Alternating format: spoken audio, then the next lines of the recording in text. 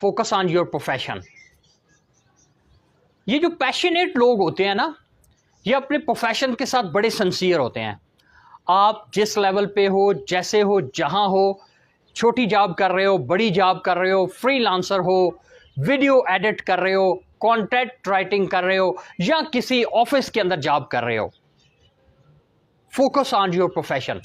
आपका प्रोफेशन जो भी है, आप अपने प्रोफेशन को वैल्यू दें, उसकी अहमियत को समझें और उस प्रोफेशन में अपने आप को एक्सेल करें।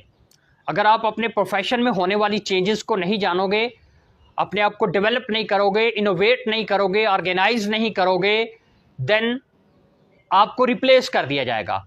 आपकी जगह वो लोग आ जाएंगे जो कि इनोवेटिव हैं, जो कि क्रिएटिव हैं, जो कि थिंकिंग अप्रोच को लेके चलने वाले हैं।